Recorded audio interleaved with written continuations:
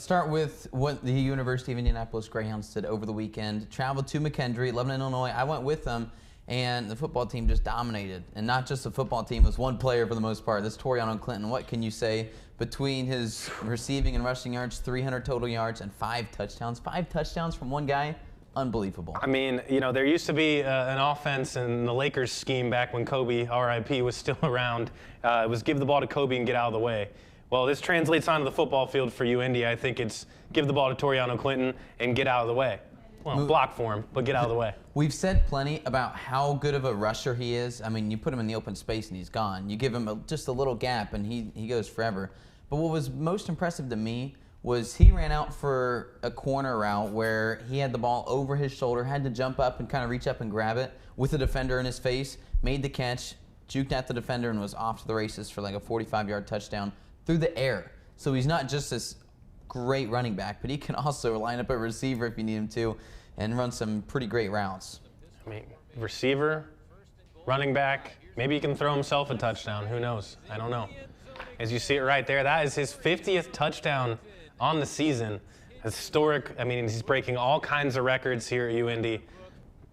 Just props to him. A great job and a great season. Still more to go, of course. And again, that was his first of 5 touchdowns on the day. Pretty impressive. Looking at what UIndy's going to do this upcoming week, they're going to be plenty on their hands, traveling up to Michigan to play Saginaw Valley State, and it's going to be a pretty tough task playing against a ranked Saginaw Valley team, but I'd say the Greyhounds going to come out and pretty excited for that one. Yeah, Saginaw Valley coming off a loss last week, so they'll be playing angry. They'll be out to get UIndy, so it should be a very good game, as you said. Yeah, I'd imagine that UIndy's going to look to continue that unbeaten streak. They released a new coaches poll, still ranked 8th, which is what they came into last week, so no change there. But I mean, a top 10 team in the nation, nothing to sweat about, and they're going to be coming out firing at Saginaw Valley State. Absolutely. Well, moving on and looking around, the Harlon Hill race is heating up. Toriano Clinton's one of the names to watch out for. I mean, we just covered that. He's had a great career so far and a great year. Some other names to look out for: Jaden Johansson from the South Dakota Mines. He's a quarterback there, and he's had 5 total touchdowns last week. Braden Gleason from Emporia State, also a name to consider. Turner Poland from McKendree, he had a pretty good game last week. Of course, those numbers are inflated because of all of his passing attempts being behind in the game against UIndy.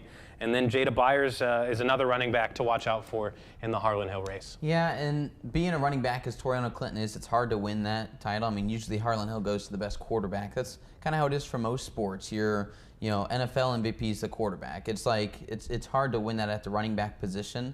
But I mean, he's building one heck of a case. He's got a body of work. In the year. He came into the week last week top 10 in rushing with a game behind everyone else. I haven't seen the updated rankings yet, but the fact that the Greyhounds have played one less game than everyone else, you look at his yards per game, it's pretty impressive. But those total yards aren't quite up to snuff, simply though because he's a game shy of everyone else. So it's been a pretty impressive season for him. For Turner Poland, though, from McKendree, did not look that impressive last week. The Greyhounds, obviously, I mean, they won pretty handily, 38-23. A lot of that yards came in garbage time from McKendree, and I don't know, I wasn't too impressed with Poland. So I'd imagine probably take him off the list here in a week or two. But it's gonna be impressive to see what Toriano can do. He was a finalist for the Harlon Hill last year, only played 8 games, so could imagine what a full season's gonna be for him. Absolutely.